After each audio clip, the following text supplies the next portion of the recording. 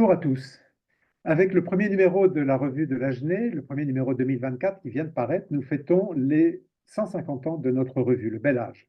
Aussi, je vous propose de remonter le temps pour faire connaissance avec la probable première femme qui écrivit dans ces pages. Lorsque le 31 janvier 1874, Fernand Lamy, rédacteur en chef du journal de Lot-et-Garonne et membre de notre société, fait paraître le premier numéro de la revue de l'Agenais, il n'est que le reflet de son époque dans le choix de ses collaborateurs. La couverture ne laisse aucun doute, sa revue a été élaborée par une société de savants et d'hommes de lettres de la région.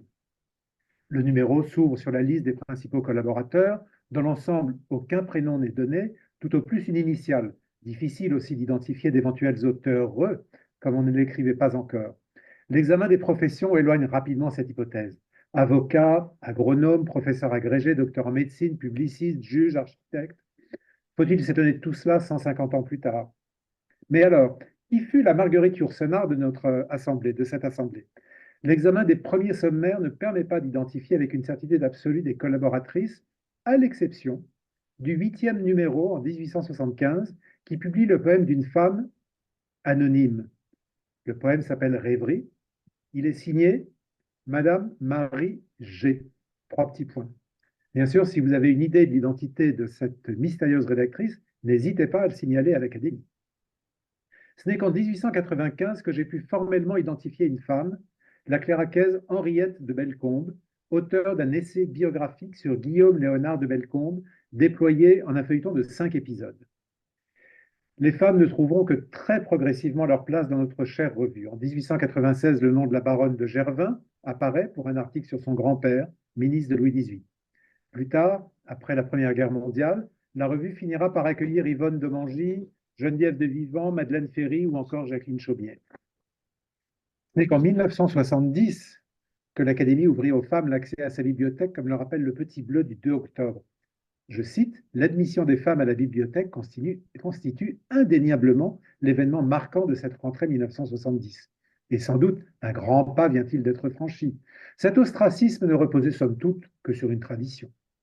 Il nous faut cependant préciser que les femmes n'ont pas encore accès au poste de direction de la société. Cela a changé aujourd'hui. Alors, revenons à notre première femme. Alexandrine Henriette est la fille de Charles Frontin de Bellecombe et de Gabrielle de Suriret de la Rue. Elle compte parmi ses ancêtres les familles Frontin, Léonard de Bellecombe, Sylvestre de Ferron, Lafont de la Débat, Bacalan, mais aussi Suriret de la Rue, Léaumont, Denis ou encore Brossard de la Poupardière. La plupart sont cléraquaises ou liées à Clérac et donc protestantes. Née à Tonneins le 16 octobre 1854, Henriette décède à Bordeaux le 14 janvier 1929. Elle a alors 74 ans. Elle n'a qu'une sœur, son aînée, Madeleine Cécile. Toutes deux resteront célibataires et elles sont enterrées dans le cimetière protestant familial de Birboy avec leurs ancêtres Suriret de la Rue. Son patronyme, Frontin de Bellecombe, est d'origine relativement récente. En effet, il apparaît lors du mariage en 1765 de son arrière-grand-père, Jean Frontin, sieur de Pronquière, avec Marie-Louise Léonard de Bellecombe. Les Léonard de Bellecombe sont seigneurs de Cuzorne et de Taïrac. Ils ne sont pas étrangers à la revue de l'Agenais, car dès 1874, François Moulin, qui avait rédigé un texte sur le frère de Marie-Louise, Guillaume. Le texte s'appelait Monsieur de Bellecombe, général Agenais et les colonies françaises au XVIIIe siècle. Une étude qui donne donc naissance aux 5 articles de la petite-nièce de Guillaume, Henriette. Essai biographique sur Guillaume Léonard de Bellecombe, dont voici le portrait. Elle a alors 41 ans. Et également le blason à la manière d'un manuscrit médiéval, le blason des Bellecombe, dessiné par Henriette elle-même. Henriette considérait que l'article de François Moulin était, je cite, fort sommaire, comme le rappela Georges Tolin dans un compte-rendu rédigé pour la bibliothèque de l'École des Chartes de l'édition des articles d'Henriette sous forme de livre qui était paru en 1896 chez la veuve Lamy. Pardon. Alors, qui est donc Henriette? Son père, Charles de Bellecombe, fut contrôleur, inspecteur, puis directeur des tabacs, notamment à Lille, au Havre ou à Tonneins, de 1839 à 1867, date à laquelle il reçoit la Légion d'honneur. Une position que tenait déjà son père, Guillaume de Bellecombe, ancien directeur de la manufacture de Tonneins. Sa mère, Antoinette Gabrielle de Suriret de la Rue, est la fille de Jean-Gabriel Martin de Suriret de la Rue et de Saverny de Léaumont.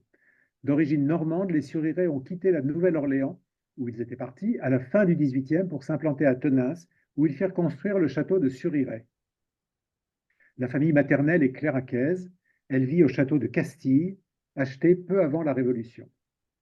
Hormis ces quelques informations généalogiques, la vie d'Henriette reste assez mystérieuse.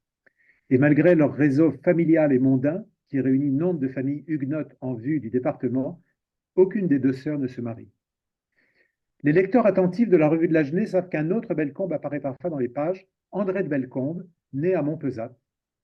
Il descend, lui, de la famille Casse de Bellecombe, sans aucun lien avec les Frontins de Bellecombe. Il constitua le fonds de Bellecombe, légué aux archives départementales de Lot-et-Garonne, avec un capital de 10 000 francs.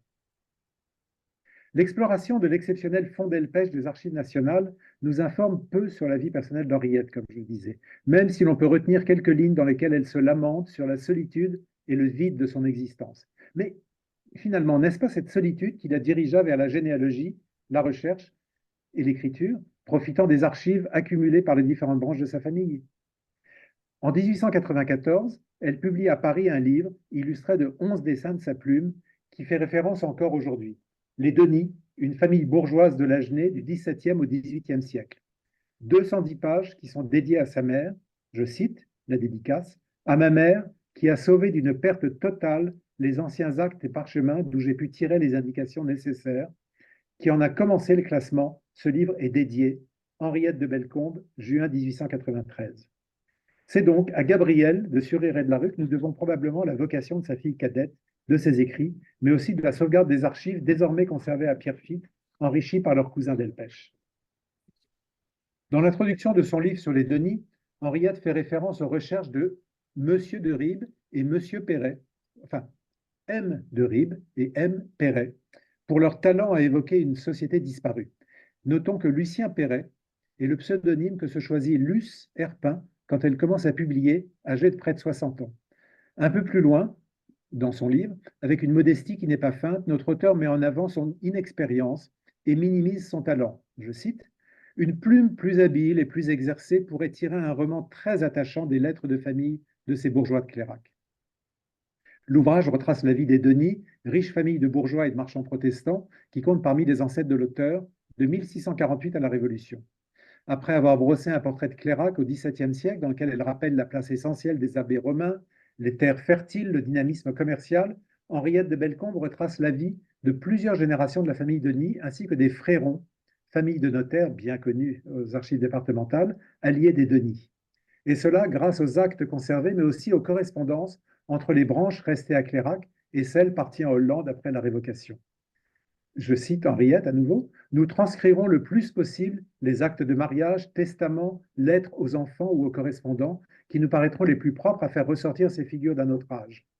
Mais mademoiselle de Bellecombe vit dans son temps et sa société, un univers bourgeois, provincial, ancré dans la religion, je devrais plutôt dire les religions, et elle ne peut s'empêcher d'établir un parallèle entre les dernières années de la royauté et les débuts de la Troisième République.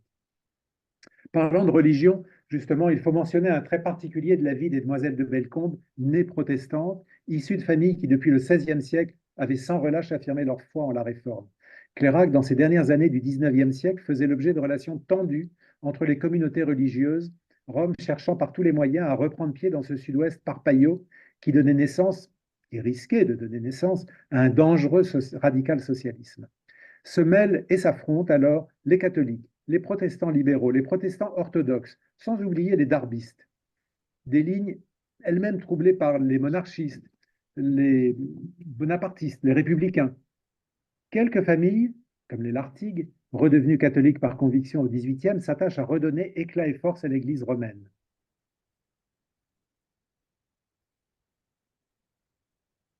Leur château de Maritte, l'un des camps de base de cette religion qui doit triompher, abrite d'imposantes cérémonies où officie Monseigneur Sagot du Vourou, évêque d'Agen. Il est facile d'imaginer le coup de tonnerre dans ce petit monde clairaquais quand le 21 décembre 1912, Cécile et Henriette, âgées d'une soixantaine d'années, abjurent dans la chapelle privée de Maritte pour être baptisées catholiques. L'un des arguments en faveur de cette conversion était la peur du socialisme que seule la foi catholique, apostolique et romaine était en mesure de contrer. C'est également l'époque de ce que l'on a pu appeler la Renaissance catholique, symbolisée dans notre département par l'érection de la croix monumentale du Pech de Berre au confluent des deux fleuves le lundi de Pâques 1897. Dans les mêmes années, on peut citer un article de Lacroix, en janvier 1902, qui évoque cette croisade. Je cite: le curé de Clairac invita directement tous les protestants de cette commune à assister à la messe de minuit. Ils s'y rendirent en grand nombre et le curé, dans une courte allocution, commenta avec énergie ces paroles de l'Évangile: je suis la voie, la vérité et la vie, sans aucune parole irritante. Les protestants, vivement impressionnés par cette simple exposition de la doctrine catholique que leur pasteur leur laisse ignorer, revinrent très nombreux aux offices du jour. Voilà un excellent moyen de ramener à l'unité romaine nos frères séparés. Sans commentaire. N'oublions pas notre auteur et signalons qu'un compte-rendu de son livre paraît dans la Revue de l'Agenais en 1893, 8 pages signées de Régis Jalifier. Elle n'intervient en tout qu'à 4 reprises dans la revue entre 1895 et 1898, bien qu'elle ait vécu encore une trentaine d'années. C'est probablement la parution du livre sur les Denis qui lui en ouvrit les portes, une étude qui avait révélé à la fois ses qualités de chercheur et d'auteur au style précis. On peut regretter que l'inexpérimentée, comme elle se qualifiait elle-même, n'ait jamais poursuivi ses recherches au-delà des archives familiales et clairaquaises. Donc, pour récapituler, elle publia en 95-96 donc les 5 articles sur Léonard de Bellecombe. En 1897, 5 pages sur les familles Labat de Vivens et Lartigue. En 1897, 7 pages à nouveau qu'elle intitule Souvenirs du vieux Clairac. Et l'année suivante, 2 épisodes nouveaux pour ses souvenirs du vieux Clairac qu'elle intitule Quelques scènes de la Révolution française. 31 pages. La monographie sur les Denis est ornée de 11 dessins de Clairac et de ses rues pittoresques. Si les talents de peintre d'Henriette ne sont pas au niveau de ceux de l'historienne, il rappelle que toute jeune fille de l'époque était supposée savoir tenir un crayon et des pinceaux. Elle avait appris auprès de la clairacaise Alice Juglas et de la Genèse Mademoiselle Dizot, comme le précise La Voix du Peuple, le 24 février 1905. Je cite: Mademoiselle H. de B. de Clairac expose au Salon de Bordeaux un paysage aquarelle pris sur nature. Cette étude très artistique provoque justement l'admiration des visiteurs. Nos félicitations à l'auteur ainsi qu'à Mademoiselle Dizot, l'excellent professeur de peinture d'Agen qui conseille Mademoiselle de B.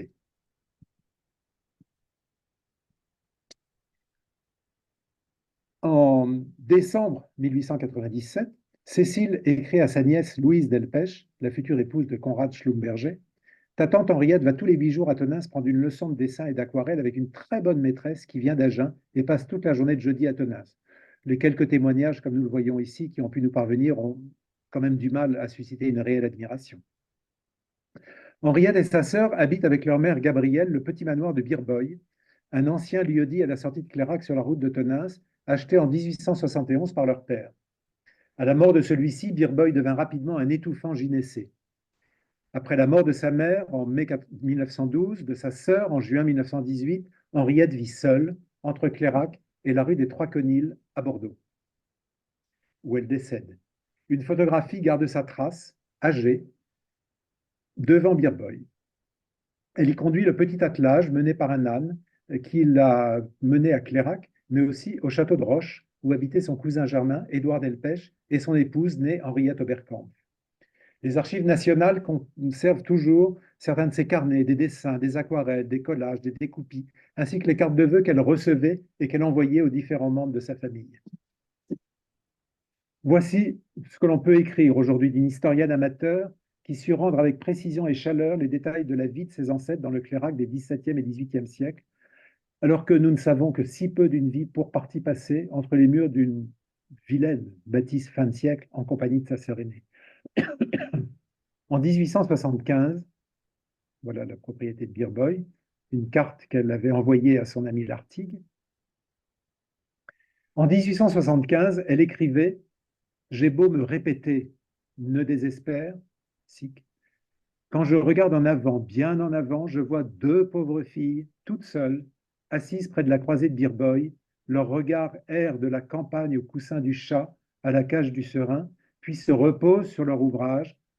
Elles soupirent en pensant que la journée est longue et combien déjà elles en ont vu se traîner ainsi parmi les ténèbres alors que jeunesse et charme leur appartenaient.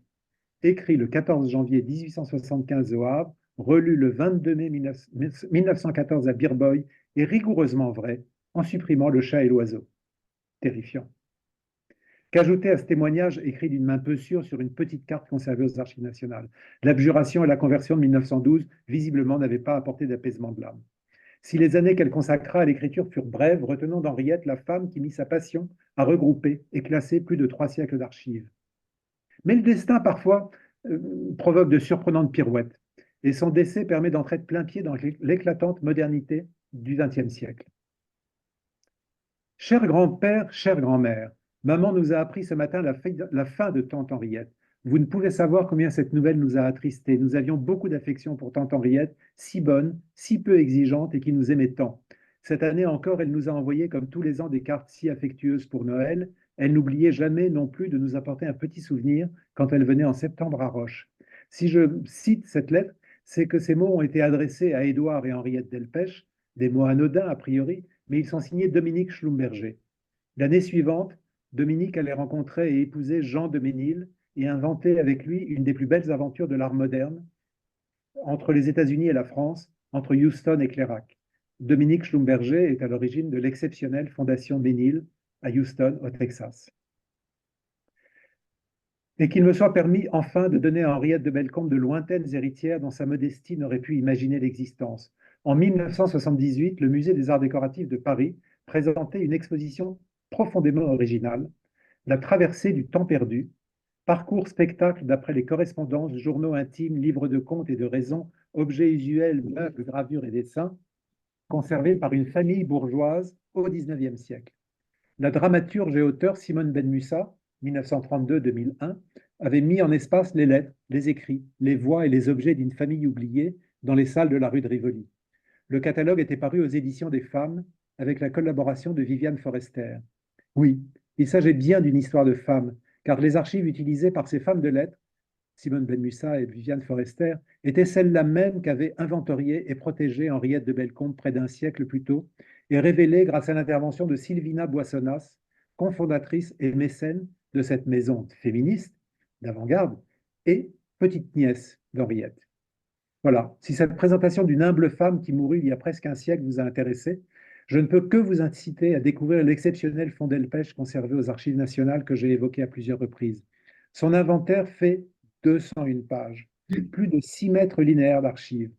De l'aveu même, de la directrice du département des archives privées aux Archives nationales, il est exceptionnel de disposer ainsi de 4 siècles d'archives d'une famille, de ses ascendances et de ses parentèles, actes notariés, courriers commerciaux ou correspondances privées. Je vous remercie.